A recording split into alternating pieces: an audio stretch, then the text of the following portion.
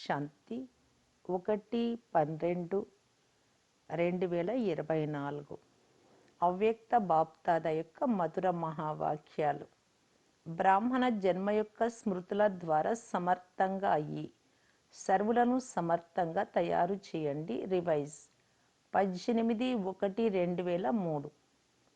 ఈరోజు నలువైపులా ఉన్న సర్వస్నేహి పిల్లల యొక్క స్నేహంతో కూడిన మధురాతి మధురమైన స్మృతుల యొక్క రకరకాల మాటలు, స్నేహపు ముత్యాల మాలలు బాప్దాద వద్దకు అమృత వేళ కంటే ముందే చేరుకున్నాయి.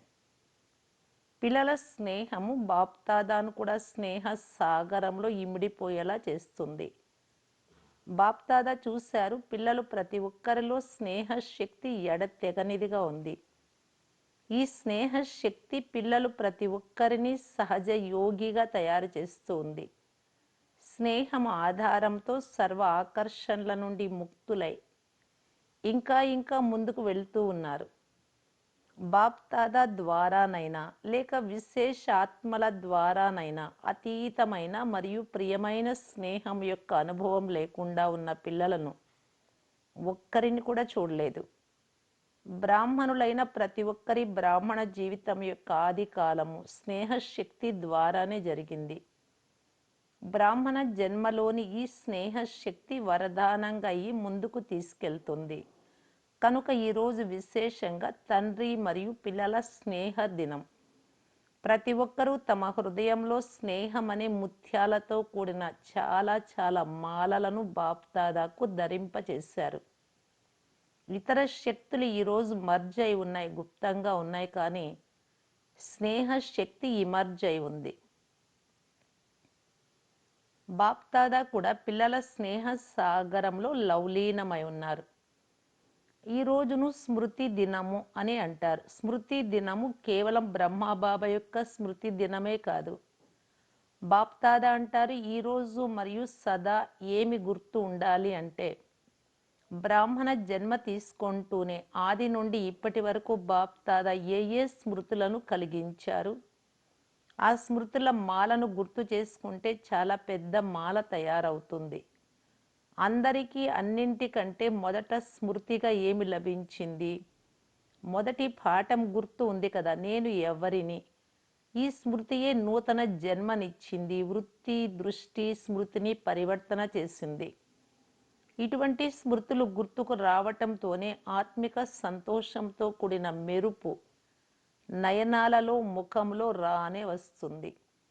మీరు స్మృతులను గుర్తు చేసుకుంటారు మరియు భక్తులు మాలను స్మరణ చేస్తారు.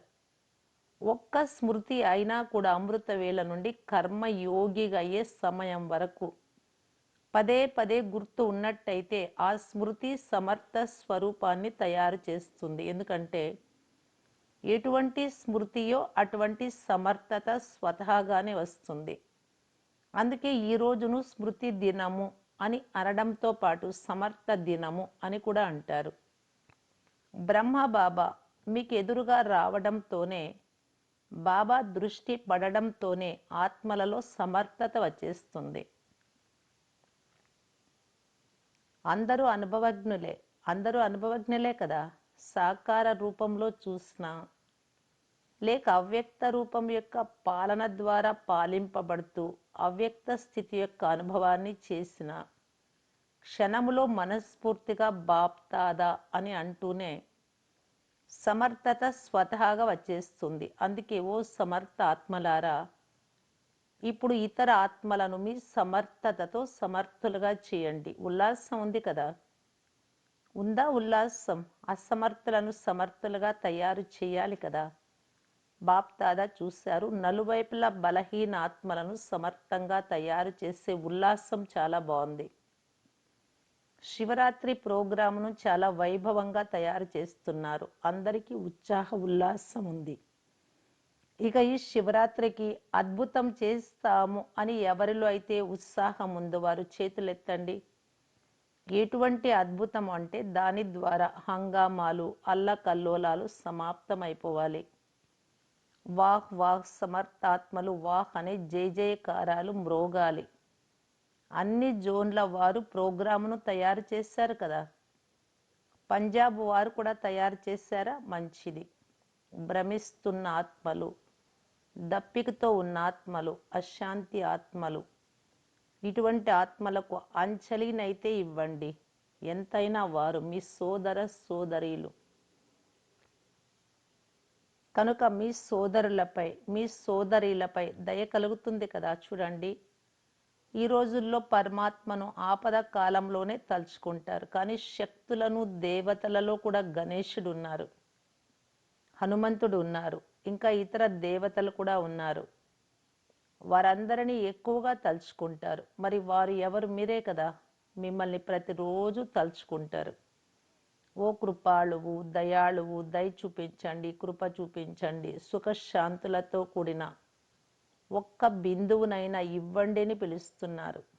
మీ ద్వారా లభించే ఒక్క బిందువు కొరకు వారు దప్పికతో ఉన్నారు.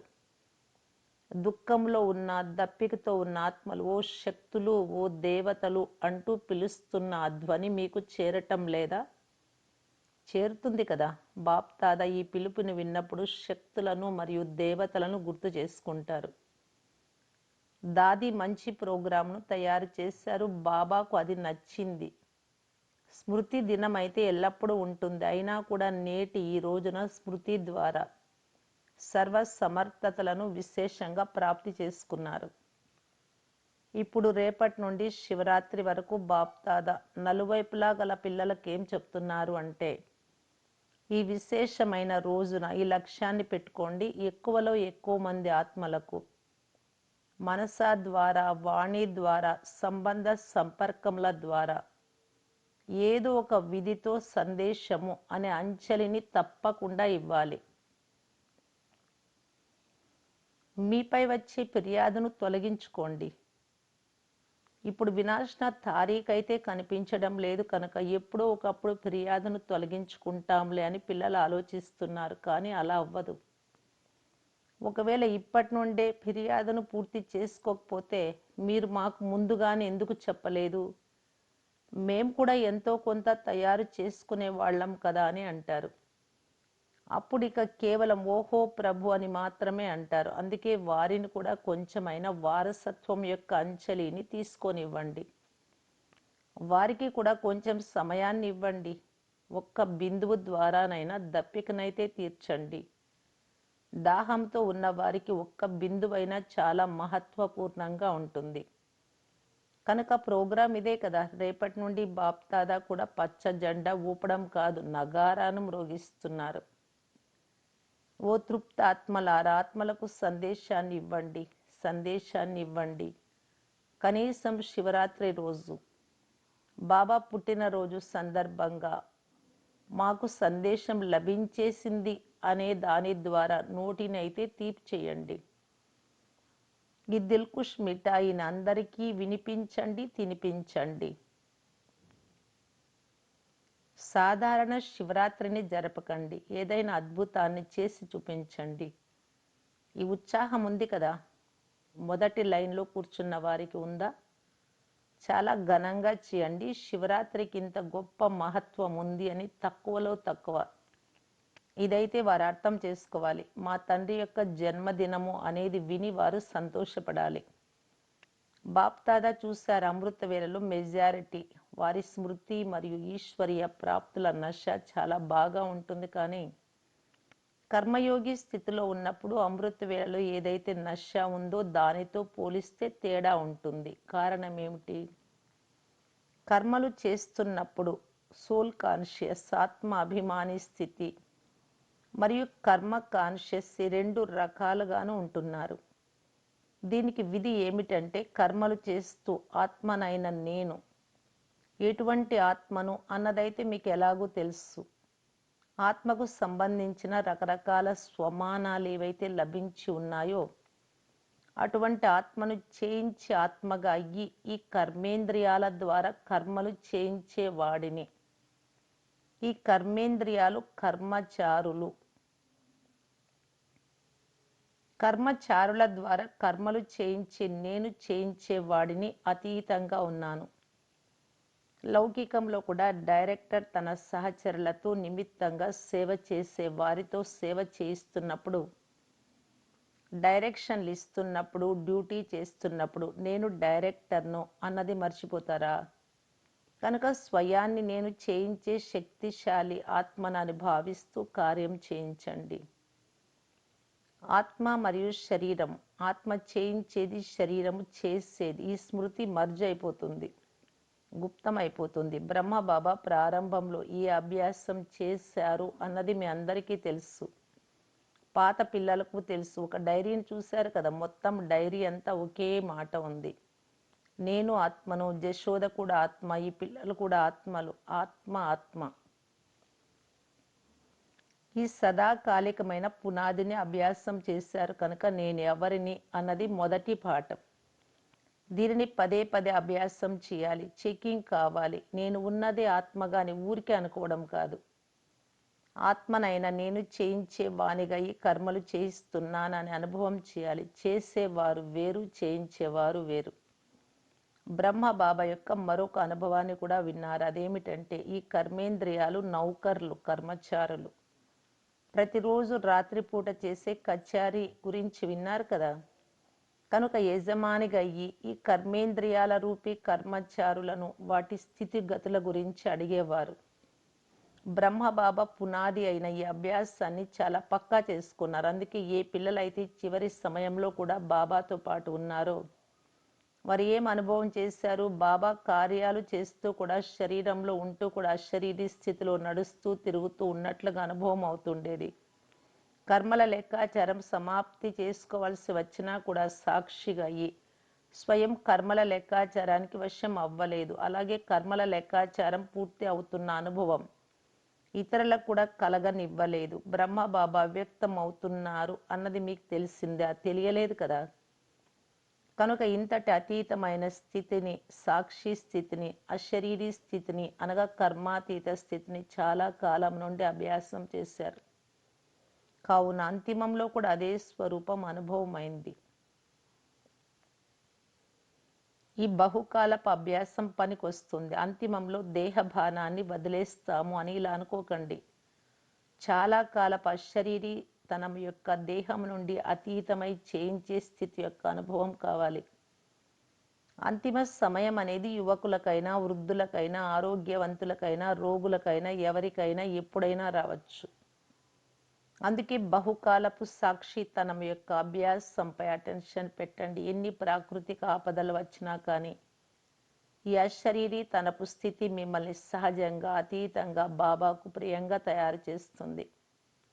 అందుకే చాలా కాలము అన్న మాటను బాప్దాదా అండర్లైన్ చేయిస్తున్నారు.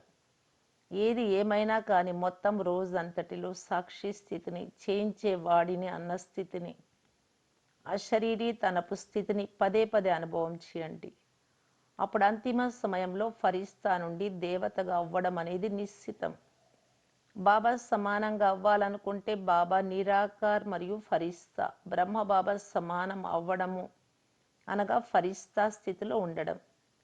ఏ విధంగా ఫరిస్తా రూపాన్ని సాకారంలో చూశారు? ఎవరైనా మాట్లాడింది వింటున్నప్పుడు, మాట్లాడుతున్నప్పుడు, కార్య వ్యవహారాలు చేస్తున్నప్పుడు కూడా బ్రహ్మబాబా శరీరంలో ఉంటూ కూడా అతీతంగా ఉన్నారు అన్నది అనుభవం చేశారు.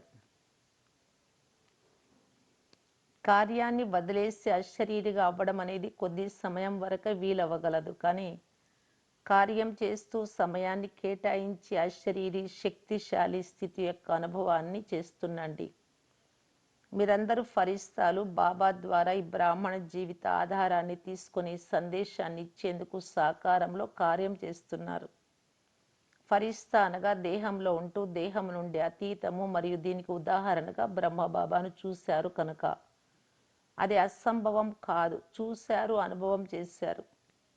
ఎవరైతే నిమిత్తులుగా ఉన్నారు, ఇప్పుడు విస్తారం ఎక్కువగా ఉన్నా కానీ బ్రహ్మబాబాకి క్రొత్త జ్ఞానము, క్రొత్త జీవితము, క్రొత్త ప్రపంచాన్ని తయారు చేసే బాధ్యత ఎంతగా అయితే ఉందో అంతగా ఇప్పుడు ఎవ్వరికీ లేదు. కనుక అందరి లక్ష్యం బ్రహ్మబాబా సమానంగా అవ్వడం అనగా ఫరిస్తాగా అవ్వడం. శివబాబా సమానంగా అవ్వడం అనగా నిరాకారి స్థితులు అవ్వడం. ఇది కష్టమా? బాబా మరియు దాదాపై ప్రేమ ఉంది కదా. కనుక ఎవరినైతే ప్రేమిస్తున్నారో వారిలాగా అవ్వడం. అంతేకాక బాబా సమానంగా అవ్వాల్సిందే. అన్న సంకల్పం కూడా ఉన్నప్పుడు ఇక అది కష్టం ఏమీ కాదు. కావాల్సింది కేవలం పదే పదే అటెన్షన్ పెట్టడం. సాధారణ జీవితం ఉండకూడదు. సాధారణ జీవితాన్ని జీవించేవారు ఎందరో ఉన్నారు. పెద్ద పెద్ద కార్యాలను చేసేవారు ఎందరో ఉన్నారు. కానీ మీ వంటి కార్యాన్ని బ్రాహ్మణాత్మలైన మీరు తప్ప ఇతరులు ఎవ్వరూ చేయలేరు. కనుక ఈరోజు స్మృతి దినం నాడు బాప్దాదా సమానతలో సమీపంగా రండి, సమీపంగా రండి, సమీపంగా రండి అన్న వరదానాన్ని ఇస్తున్నారు. అందరూ హద్దు తీరాలను సంకల్పాలలోనైనా, మాటలలోనైనా, కర్మలలోనైనా, సంబంధ సంపర్కాలలోనైనా ఎటువంటి హద్దు తీరాలనైనా వదిలేయండి. మీ మనస్సు అనే నావను ఈ హద్దు తీరాల నుండి విముక్తి చేయండి. ఇప్పటి నుండి జీవితంలో ఉంటూనే ముక్తులుగా ఉండండి. జీవన్ముక్తి యొక్క ఇటువంటి అలౌకిక అనుభవాన్ని బహుకాలం నుండి చేయండి. అచ్చా, నలువైపులా ఉన్న పిల్లల ఉత్తరాలు చాలా అందాయి. మరియు మధుబన్ వారి క్రోధముక్త రిపోర్ట్ సమాచారం కూడా బాప్దాదా వద్దకు చేరుకుంది. ధైర్యం పెట్టినందుకు బాప్దాదా సంతోషిస్తున్నారు. మరి ఇక ముందు కొరకు కూడా సదా ముక్తులుగా ఉండేందుకు సహన శక్తి యొక్క కవచాన్ని ధరించి ఉంచుకోండి. అప్పుడు ఎవరు ఎంత ప్రయత్నం చేసినా కానీ మీరు సదా సురక్షితంగా ఉంటారు. ఇటువంటి దృఢ సంకల్పధారులందరికీ, సదా స్మృతి స్వరూపాత్మలకు, సదా సర్వసమర్థతలను అవసరమైన సమయానికి కార్యంలోకి తీసుకువచ్చే విశేషాత్మలకు, సదా సర్వాత్మలపై దయ చూపించే దయాహృదయాత్మలకు, సదా బాప్దాదా సమానంగా ఏ సంకల్పాన్ని సాకార రూపంలోకి తీసుకొచ్చేటువంటి చాలా చాలా చాలా ప్రియమైన మరియు అతీతమైన పిల్లలకు బాప్దాదాల ప్రియ స్మృతులు మరియు నమస్తే. డబల్ విదేశీలతో డబల్ విదేశీలకు డబల్ నషా ఉంది. ఎందుకని డబల్ నషా ఉంది? ఎందుకంటే బాబా ఏ విధంగా దూరదేశానికి చెందిన వారు, అలాగే మేము కూడా దూరదేశం నుండి వచ్చామని భావిస్తారు. బాప్దాదా డబల్ విదేశీ పిల్లల్లో ఒక విశేషతను చూశారు. అదేమిటంటే దీపంతో దీపాన్ని వెలిగిస్తూ అనేక దేశాలలో ఉన్న బాప్దాదా యొక్క వెలుగుతున్న దీపాల యొక్క దీపావళిని జరిపారు. డబల్ విదేశీలకు సందేశాన్ని ఇచ్చే అభిరుచి చాలా మంచిగా ఉంది. ప్రతి గ్రూపులో 35-40 దేశాల వారు ఉండడాన్ని బాప్దాదా చూశారు. అభినందనలు. సదా స్వయం ఎగురుతూ ఉండండి మరియు ఫరిస్తాగా ఎగురుతూ ఎగురుతూ సందేశాన్ని ఇస్తూ ఉండండి. మంచిది. కేవలం మీ 35 దేశాల వారినే బాప్దాదా చూడడం లేదు, ఇంకా ఇతర దేశాల వారిని కూడా మీతో పాటు చూస్తున్నారు. నంబర్ 1 బాబా సమానంగా అయ్యేవారు కదా. మీరు నంబర్ 1గా అయ్యేవారా లేక నెంబర్ వారుగా అయ్యేవారా? నంబర్ 1నేనా? నంబర్ వారుగా అయ్యేవారు కాదా? నంబర్ 1గా అవ్వడము అనగా ప్రతి సమయము విజయులు అయ్యేవారు. ఎవరైతే విన్ అవుతారో వారే 1 అవుతారు. మరి అటువంటి వారైనా చాలా మంచిది. మీరు విజయులు మరియు సదా విజయులుగా ఉండేవారు. అచ్చా, మీరు ఎక్కడెక్కడికి వెళ్ళినా కానీ అక్కడ ఉన్న ఇతరులకు ఈ స్మృతిని కలిగించండి. డబల్ విదేశీలందరూ 1 నంబర్ వారిగా అవ్వాలి అని. అచ్చా, బాప్దాదా మాతలందరికీ, గోపాలుని ప్రియమైన మాతలందరికీ చాలా చాలా హృదయపూర్వకమైన ప్రియ స్మృతులను ఇస్తున్నారు. మరియు పాండవులకు, వారు యువత అయినా లేక ప్రవృత్తిలోని వారైనా, పాండవులు సదా పాండవపతికి సహచరులుగా ఉన్నారు. అటువంటి సహచరులైన పాండవులకు కూడా బాప్దాదా చాలా చాలా ప్రియ స్మృతులను ఇస్తున్నారు. దాదీజీతో ఈరోజు ఏం గుర్తుకొస్తుంది? విల్ పవర్స్ లభించాయి కదా. విల్ పవర్స్ యొక్క వరదానం ఉంది. చాలా మంచి పాత్రను పోషించారు. ఇందుకు అభినందనలు. మీకు అందరి ఆశీర్వాదాలు ఎంతగానో ఉన్నాయి. మీరు మాట్లాడినా మాట్లాడకపోయినా కానీ మిమ్మల్ని చూస్తూనే అందరూ సంతోషపడిపోతారు. మీకు ఏదైనా అయితే అందరూ మాకే ఇలా అయిపోతుంది అన్నట్లుగా భావిస్తారు.